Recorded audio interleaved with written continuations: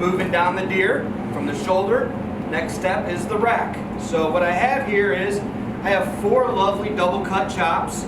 It was my hope to go ahead and get 8, but based on where this deer was shot, I ended up losing some of the bones from the other side of the loin. So I went ahead and did a bone out loin, and what we're gonna do is we're gonna feature 1 bone in with a couple slices of the bone out, okay? So again, it's coming from the same muscle as the bone in.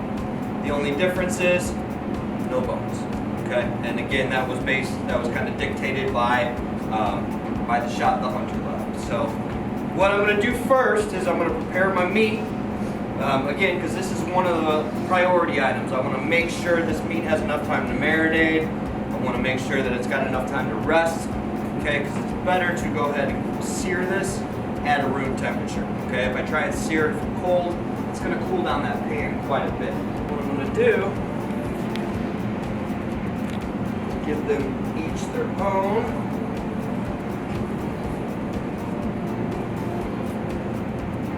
Towel, tin foil, and vinegar wrap. So what I'm going to do is a little white distilled vinegar on the towel. And what this does is it kind of bleaches out your bones as they cook. So you're not going to end up with bones with a bunch of little burnt pieces on them. It just kind of takes away from the visual aesthetics of having the rack. So vinegar.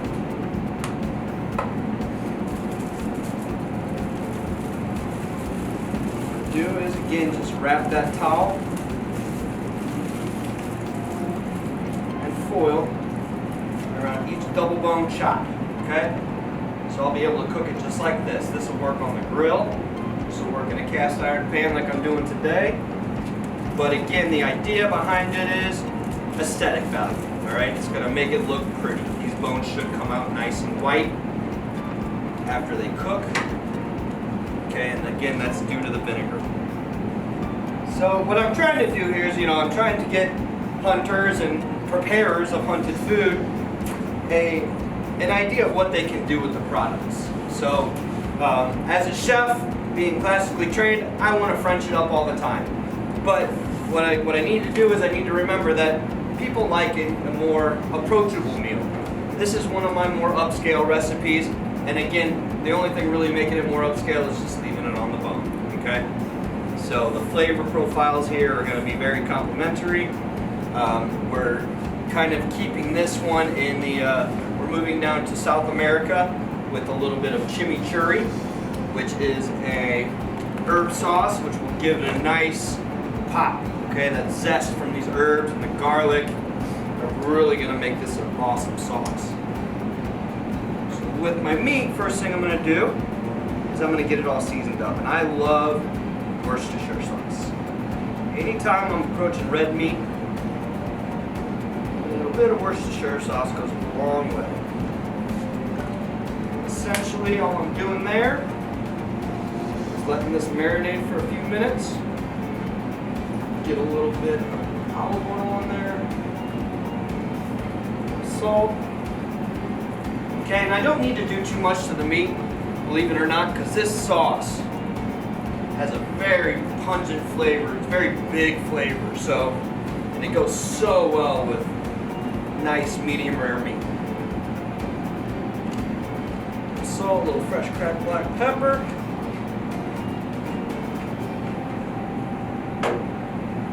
And flip.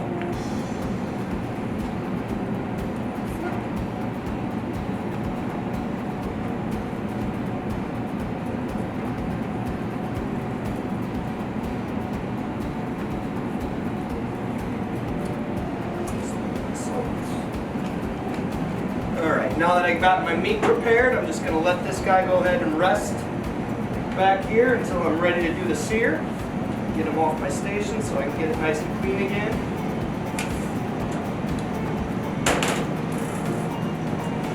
My wort, I have a little raw touch there. Never want to cross-contaminate. So again, protein prepped and ready to go.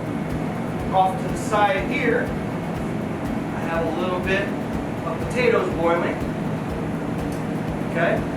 These potatoes are going to go ahead and go for a cumin whipped potato, which is going to kind of go ahead and go along with that Argentinian flavor with the chimichurri as well. So, guys, we're just going to let simmer away. Potatoes will take about 45 minutes. I've cut them up into a nice large dice. A little bit of heavy cream. A little bit of roasted garlic paste. And a little bit of whole butter. And I'm going to go ahead and get this on the stove now and get it warming up so that it's ready when I'm ready.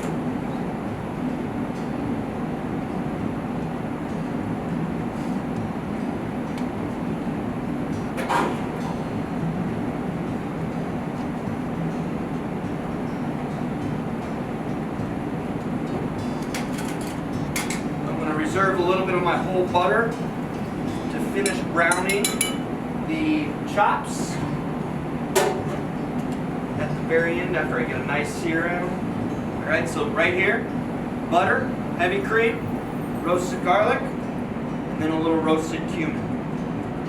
Alright, and all that is just a little cumin powder that I've toasted in the oven for about 5 minutes. Okay? Nice little flavor out there. Alright, potatoes are going, butter and cream is going, meat is ready. Next thing I'm going to focus on is my chimichurri. And again, chimichurri is going to be a very pungent herb sauce. I have flat leaf parsley and curly parsley, both harvested from our greenhouse. I have cilantro, again, harvested from our greenhouse. I have some nice fresh garlic. I have a friend who grows this, so also local. Red wine vinegar here. And red pepper flakes. Again, I've toasted off in an oven on a sizzle plate for about 5 minutes. Okay, so I put these on here in an oven, 325, about 5 minutes. That just gets those oils loosened up, it gets them moving around. It actually removes a little bit of the heat and makes them a little bit more sweet. So, toasting those herbs is always a good, or toasting those spices is always a good thing. Alright, so what I'm going to do here, since I've already picked my herbs, I'm going to move back to our RoboCoupe here. And this is just a food processor. Add herbs.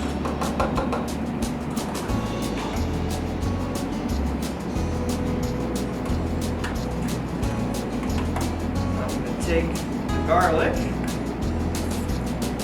a little sizzle on that again. And again, sizzle is just slicing it into nice little slices so that I can run my knife through it one more time for a nice mince. Alright? Because again, this is not going to be cooked, so that raw garlic flavor, very, very pungent. You got to make sure it's diced small enough so that somebody's not eating a whole clove of garlic and then that's all they can taste. That's what we want to avoid. Already got a little roasted garlic in the potatoes, so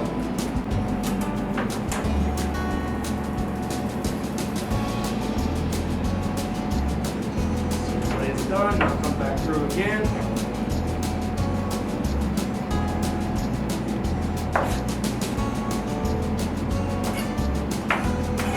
And what I want to do is I want to cut these guys until they're all about the same size, okay? Because I want to make sure they cook evenly, or that the flavors are released evenly.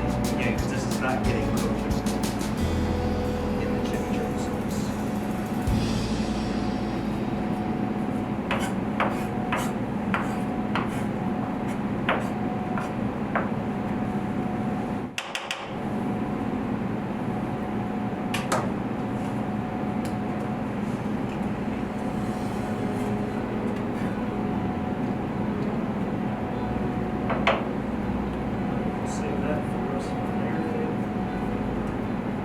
So I have about a tablespoon and a half here of minced garlic that I'm going to go ahead and add into my herbs.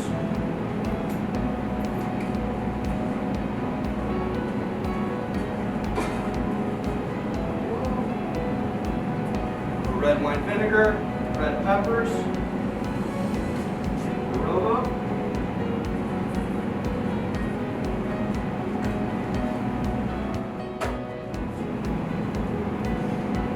olive oil, just about a tablespoon to coat those leaves. And then what I do is I add a little bit of hot water to kind of soften that garlic flavor. Chimichurri is meant to be eaten the next day, so it has time to kind of macerate overnight. If you don't have that time, the addition of a little hot water does just that. Okay, it kind of speeds up the process. And because I have the luxury of having a commercial kitchen right here at my disposal, I'm using one of our kitchen robo coops. You can use any kind of immersion blender, magic bullet, anything that's going to be able to give this kind of pulse chop. Right. So with all my ingredients in there, I'm going to pulse it a couple of times.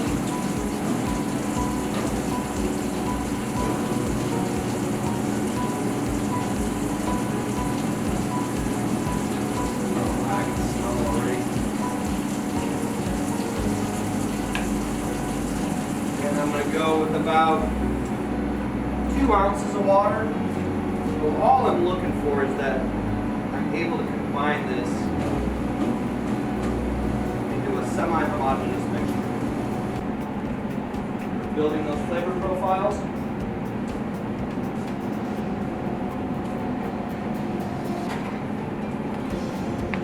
I got enough heat, I got nice garlic, I got a good herb content. Got enough liquid in there, so what I'm going to try and do now is emulsify a little bit of oil in there, almost making like a vinaigrette per se.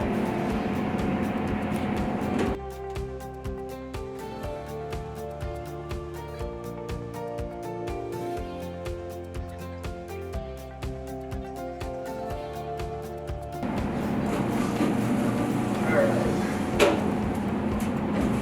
Checking on my potatoes now.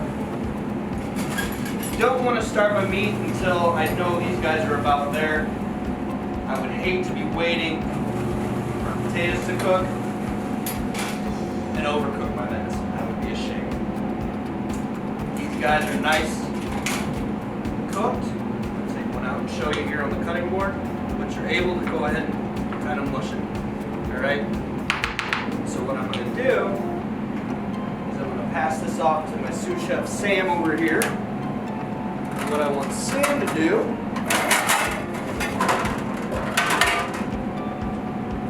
is pour the potatoes into a colander, drain all the water off. Once all the water's drained off, she's going to empty the potatoes out onto my sheet tray here and into my oven. Okay, and again, I'm going to let it kind of steam. I'm going to let that moisture evaporate so I don't end up with wet potatoes. I want the cream and the butter to be the only moisture that's in my potatoes. Alright, so with those guys being in the oven, I think I'm ready to go on the meat. This can also be done on the grill. And you're going to do the same thing on the grill, okay? Still want to foil your bones. I still throw the Worcestershire and the olive oil on there. So while I'm waiting for that guy to get nice and hot, ready my mixing bowl for those potatoes to come out of the oven. And I use a paddle attachment for my KitchenAid mixer. One of the best ways that I know to get a nice fluffy whipped potato. Okay? I don't want any lumps in my potatoes. I want to be able to pipe them very nicely. Alright, so Robert's got our chimichurri sauce. Look at how pretty that looks. That is nothing but just flavor. Big time flavor. Pour meat over one more time.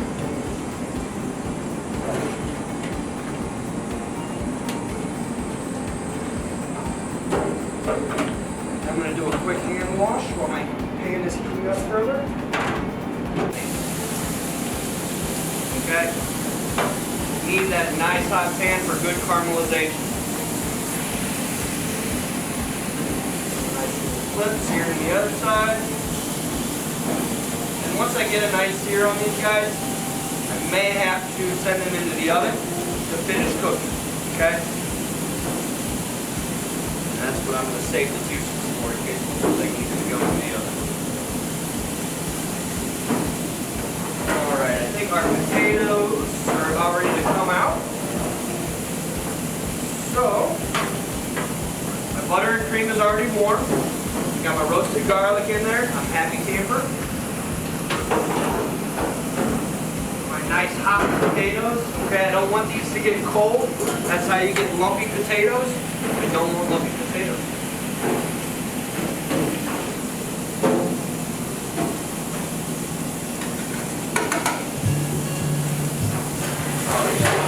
Nice caramelization on there. Okay, that's really nice. That's exactly what I want to see. And that's where meat is going to get that nice flavor from. So you don't want to serve somebody a poached piece of venison. It's not going to have a lot of flavor. It's not going to be what you want.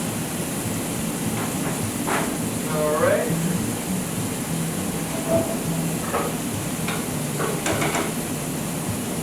Potatoes.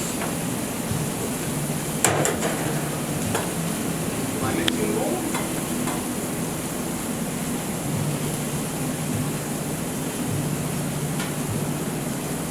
Alright. I'm going to tell you guys all the secret for Chef Mike's fluffy mashed potatoes. Before I add any butter and cream to this mixture, I take this, just potatoes cooked properly, paddle attachment in my KitchenAid mixer, medium speed, and I want to whip that into a nice thick paste. And at that point, I add in my butter and my cream. And that's where my nice fluffy, smooth potato comes from. Just go ahead and brown up and kind of noisette. Alright, adds a little bit more flavor. These bad boys. Nice caramelization.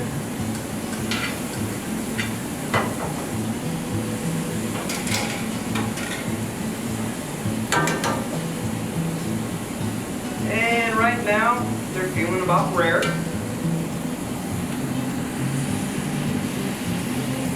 So, with that, I'm going to pop in the oven for a minute. And again, you can always add more, you can't take away, so. When I cook very much with all my senses. My eyes, my nose, my ears. Okay, and obviously taste. But there's a lot that goes into being a good cook. Alright, so butter and cream into my potatoes.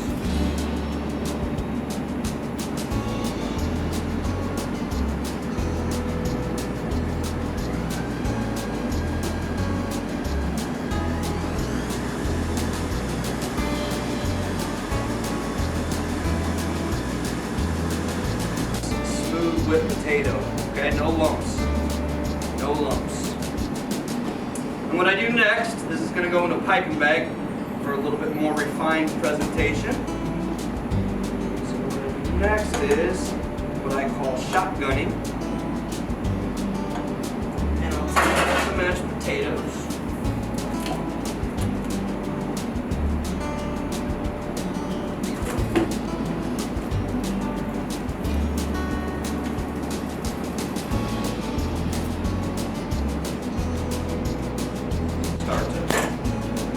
And again, this doesn't make the food taste better, but it does make it look better.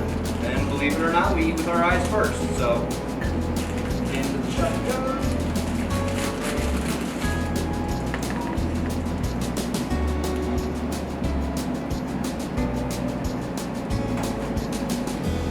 Okay. Now, double check on our meat here. Smelling beautiful, it's looking beautiful. I don't want it to be too rare, but a nice medium rare is fine. So chops I'm going to go ahead and take out. And I'm going to let this cool for a minute and see if you're going to come over foil and the napkin here in a minute. Pick her up. Taking a look at the chops. Again, nice caramelization on the outside. What I'm looking is that there's a little spring to the meat, okay? When I push on it, it bounces back. That's a good sign that those proteins are denatured. Loin piece here, hang out. Hot pan. Roll it over in this. And it's very important, cookers and hunters, when you're working with meat, anything that you're slicing, anything that you're going to cut into, you let it rest. You let it come back down to a nice room temperature almost, 100 degrees. All those proteins bind up and they're like, oh gosh, it's so hot, we need out of here. Well, if you cut into it right then, all those juices are gone. Okay? That's all the moisture. Then you're going to end up with a very dry, not very palate-friendly product. So I got my potatoes, I got my sauce. What I want to make sure is that when I'm plating ready-to-eat food or handling ready-to-eat food, I have gloves on for sanitation purposes. And what I'm going to do is I'm going to demonstrate one, and my sous chefs are going to come behind me and finish for me. When we plate, I always want to build for height, okay? So piping potatoes comes in handy. What I want to do is I want to form a nice little backdrop, and then I want to rest my double cut on there. So what I do, starting right there about 11 o'clock. 4 little half circles. And then once he does that, you're going to come right behind him. Just give me a little blob in there, and what I'm going to do is, when I plate that, push it all out. But what I want to do is I want that on the bottom, because I'm going to slice the loin. And anytime you're serving a sliced product, you don't want to cover it with sauce. Okay, because the idea is that I'm able to see that beautiful medium rare. To salt it after I carve it, the reason being is you're only able to season the outside of it. So, nice little salting on each one. Alright guys, and then here's what I want, Sam. You're going to take your chop. Boom. Okay? Robert, you're going to come right behind her. Take your 2 slices. Boom. Good. Our nice seared lamb. Sauce chimichurri. Cumin garlic whipped mashed potatoes.